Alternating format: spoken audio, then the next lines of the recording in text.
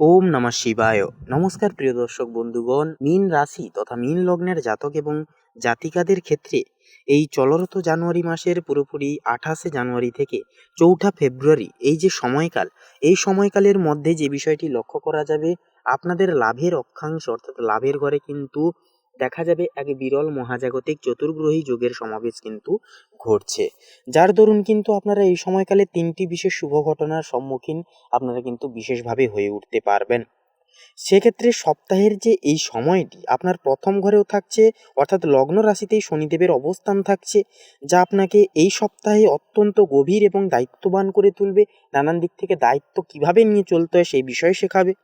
শনি এখানে থাকায় কিন্তু আপনি হয়তো নিজেকে কিছুটা একা অনুভব করতে পারেন, বা মনে হতে পারে কাজের চাপ আপনার উপর অনেকটাই পরিমাণে বেশি থাকছে। সেটা সাংসারিক জীবনের, কর্মরত ক্ষেত্রের প্রত্যেকটা বিষয়ে কাজ অনেকটা পরিমাণ বেশি। কিন্তু ঠিক এই সময় কিন্তু আপনার রাশির অধিপতি বৃহস্পতি বক্রী অবস্থায় চতুর্থ ঘরে অবস্থান করছেন। জ্যোতিষশাস্ত্র অনুসারে রাশির অধিপতি যখন সুখের স্থানে চতুর্থ ঘরে থাকে এবং বক্রী অবস্থায় হয়, তখন এটি আপনাকে শিকড়ের অর্থাৎ আপনার শেকড়ের দিকে কিন্তু ফিরিয়ে নিয়ে যায়, অর্থাৎ আপনাদের গোড়াটা কিন্তু অনেকটা এই সময়কালে মজবুত হবে। এরপরের যে বিষয়টি হচ্ছে, আপনি হয়তো পুরনো কোনো শখ বা পারিবারিক স্মৃতি নিয়ে কিন্তু মেতে উঠতে পারবেন এই বিষয়ে। এই সময়কালে শনি আপনাকে পরিশ্রম করাবে, আর বৃহস্পতি আপনাকে কিন্তু সেই পরিশ্রম সহ্য করার মতো মানসিক শক্তি প্রদান করবে। যদিও বৃহস্পতি বক্রী, তাই মাঝে মাঝে কিন্তু সিদ্ধান্তে দোদুল্যমানতা কিন্তু একটা আসতে পারে।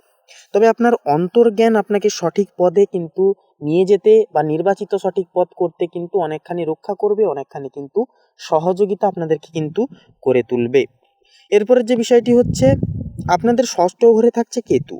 সেক্ষেত্রে ষষ্ঠ ঘর হলো কি না, রোগ, ঋণ এবং শত্রুস্থান। কেতু এখানে থাকা মানে হলো আপনার গুপ্ত শত্রু বৃদ্ধি পেতে পারে। কেউ হয়তো আড়ালে আপনার ক্ষতি করার চেষ্টা করবে, কিন্তু যেহেতু লগ্ন বা প্রথম ঘরে শনি বসে আছে, তাই কোনো ষড়যন্ত্রী আপনার কোনো ক্ষতি করতে পারবে না। শনি হলো ন্যায়ের দেবতা, তিনি আপনার সুরক্ষা কবচ হিসেবে কাজ করবেন। তবে কেতুর প্রভাবে রক্তচাপ বা পেটের গোলমাল একটা কিন্তু দেখা দিতে পারে। মীন রাশির জাতক জাতিকাদের এই সপ্তাহে বিশেষ করে তাদের হজম শক্তির দিকে নজর দিতে হবে। মঙ্গল যেহেতু একাদশ ঘরে শক্তিশালী, তাই শারীরিক কোনো আঘাত থেকে বাঁচতে দ্রুত গতিতে গাড়ি চালানো বা তাড়াহুড়ো করে কাজ করা একান্তই কিন্তু আপনাদেরকে এড়িয়ে চলতে হবে। আপনার রাশিচক্রের সবচেয়ে শক্তিশালী দিক হলো আপনার একাদশ ঘর, মকর রাশি। এখানে একসাথে অবস্থান করছে মঙ্গল, বুধ, সূর্য এবং শুক্র। দেখুন, একাদশ ঘর হলো প্রাপ্তি এবং আয়ের ঘর। সেক্ষেত্রে মকর অর্থাৎ মঙ্গল যেহেতু মকর রাশিতে উচ্চস্থ অবস্থায় বসে আছে, এটি একটি প্রচণ্ড শক্তিশালী রোচক যোগ তৈরি করে। কর্মক্ষেত্রে আপনার দাপট অনেকটাই কিন্তু বাড়বে। আপনি যদি প্রযুক্তি, জমিজমা বা প্রশাসনিক কাজের সাথে যুক্ত থাকেন, তবে এই সপ্তাহে বড় কোনো পদোন্নতি বা সুযোগ আপনার দরজায় কিন্তু কড়া নাড়বে।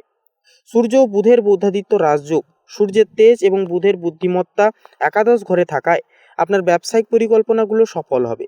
সরকারি কোনো অমীমাংসিত কাজ এই সপ্তাহে কিন্তু একটা মিটে যাবার প্রবল আশঙ্কা বা প্রবল চান্স কিন্তু থাকবে। শুক্র এখানে যেহেতু থাকার কারণে কিন্তু যে বিষয়টি দেখা যাবে, যে বিলাসদ্রব্য বা সৃজনশীল কাজের মাধ্যমে অর্থ উপার্জন কিন্তু নানাভাবে করে উঠতে পারবেন। মজার ব্যাপার হলো আপনার দ্বাদশ ঘরে রাহু অবস্থান করছে।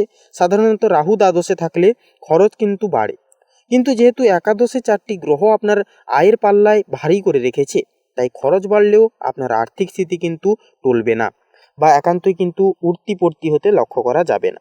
তবে রাহুর প্রভাবে বিদেশের সাথে যুক্ত ব্যবসায় কিছু আকস্মিক বাধার একটা কিন্তু সৃষ্টি হতে পারে, যা বুধের তীক্ষ্ণ বুদ্ধি দিয়ে আপনি কিন্তু সম্পূর্ণ সে বিষয়টাকে কাটিয়ে উঠতে পারবেন। পারিবারিক ও সামাজিক দিকের বিষয় বলি। দেখুন, পারিবারিক ক্ষেত্রে চতুর্থের বক্রী বৃহস্পতি আপনাকে কিন্তু পরিবারের প্রবীণ সদস্যদের সাথে কিছুটা মতভেদে জড়াতে একান্তই কিন্তু পারে আপনাদেরকে। এই বিষয়তে কিন্তু আপনাদেরকে একটু সজাগ থাকতে হবে। তবে যেহেতু একাদশ ঘরের কেন্দ্রীয়নে মঙ্গল আপনার চতুর্থ ঘরকে পূর্ণ দৃষ্টি দিয়ে দেখছে, তাই ছোটোখাটো বিবাদ হলেও ঘরবাড়ি সংস্কার বা স্থাবর সম্পত্তি ক্রয়ের জন্য এটি একটি দুর্দান্ত সময় হবে। মঙ্গলের তেজ আপনাকে জেদি করে তুলতে পারে, কিন্তু আপনার চতুর্থ ঘরে বৃহস্পতির উপস্থিতি সেই জেদকে শুভ কাজে ব্যবহার করতে অনেকখানি সাহায্য তথা সহযোগিতা কিন্তু করবে। সামাজিক ক্ষেত্রের বিষয়ে কিন্তু আপনার সম্মান বৃদ্ধি পাবে, আপনার বন্ধু মহলে আপনার কথায় গুরুত্ব বাড়বে। একাদশ ঘরের বুধ ও শুক্রের প্রভাবে আপনার যোগাযোগ মাধ্যম বা সোশ্যাল মিডিয়া বা নেটওয়ার্কিংয়ের মাধ্যমে নতুন কিছু বন্ধু একান্তই কিন্তু লাভ হতে পারে, নতুন বন্ধু কিন্তু আপনাদের হতে পারে। প্রেমের ক্ষেত্রে বলা যেতে পারে যে দেখুন, প্রেমের ক্ষেত্রে এই সপ্তাহটি মিশ্র। শুক্র একাদশ ঘরে থাকায় সঙ্গীর সাথে আপনি আনন্দময় সময় কাটাবেন এবং উপহার আদান প্রদান কিন্তু একটা হতে পারে। কিন্তু আপনার নিজের রাশিতে শনির অবস্থান আপনাকে মাঝে মাঝে অতিরিক্ত প্রত্যাশা বা সন্দেহের দিকে কিন্তু একটা ঠেলে দিতে পারে। এরপরে যে বিষয়টি হচ্ছে শনি ঠান্ডা গ্রহ, আর শুক্র কিন্তু আনন্দদায়ক গ্রহ। এই দুইয়ের দ্বন্দ্বে আপনি হয়তো এক মুহূর্ত খুব খুশি থাকছেন বা থাকবেন, আবার পরের মুহূর্তেই নিরুদ্বেগ একান্তই কিন্তু একটা হয়ে পড়েছেন, এরকম একটা অবস্থান কিন্তু দেখা যাবে। দাম্পত্য জীবনে জীবনসঙ্গী স্বাস্থ্যের প্রতিও কিন্তু একটু নজর দিতে হবে। সেক্ষেত্রে বলাই যেতে পারে এই যে সময়টাই কিন্তু আপনাদের দাম্পত্য জীবনে ছোটোখাটো সমস্যা এলেও আপনারা কিন্তু বেরিয়ে আসতে পারবেন। তবে একাদশে যেহেতু সূর্যের উপস্থিতি থাকছে, যার কারণে আপনার সঙ্গীর কোনো বড় সাফল্য আপনার পরিবারের জন্য একটা খুশির খবরও কিন্তু বয়ে নিয়ে আসবে, খুশির মাত্রাকেও কিন্তু একান্তই প্রাপ্তি করিয়ে দিবে। যেহেতু শনি আপনার রাশিতে, তাই শনিবার কোনো কালো কুকুরকে কিছু খাওয়ান। মকর রাশির শক্তিশালী মঙ্গলকে শান্ত ও শুভ রাখতে হনুমান মন্দিরে অবশ্যই সিঁদুর দান করতে পারেন। প্রত্যেক দিন হনুমান চালিসা অবশ্যই পাঠ করুন। বকরি বৃহস্পতির অশুভ প্রভাব কাটাতে কপালে প্রতিদিন হলুকের তিলক অবশ্যই লাগান। তো বন্ধুরা, এক কথায় বলবো যে 28শে জানুয়ারি থেকে 4ঠা ফেব্রুয়ারি এই যে সময়টি আপনার জন্য কর্মফল প্রাপ্তির সপ্তাহ।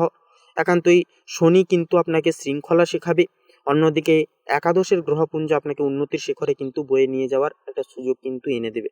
রাহুর কারণে অহেতুক দুশ্চিন্তা না করে নিজের কর্মে মনোনিবেশ করুন, তাতেই কিন্তু লাভ হবে। তো বন্ধুরা, আপনাদের অর্থাৎ মীন রাশি তথা মীন লগ্নের ক্ষেত্রে বলি, আজকের এই পর্বটি এই পর্যন্ত। বন্ধুরা, আজকের এই পর্বটি ভালো লাগলে অবশ্যই কমেন্টে আপনারা লিখে যান হর হর মহাদেব, জয় সবার বড় ঠাকুর শনি মহারাজের জয়। আপনাদের সমস্ত বাঞ্ছা, মনের ইচ্ছা, কামনা বাসনা একান্তই পূর্ণ হবে। ভিডিওটি আপন বন্ধু বান্ধবদের সাথে শেয়ার করে একটি লাইক দিয়ে আমাদের পাশে থাকতে ভুলবেন না। আপনারা ভালো থাকুন, সুস্থ থাকুন, সতর্ক থাকুন। নমস্কার।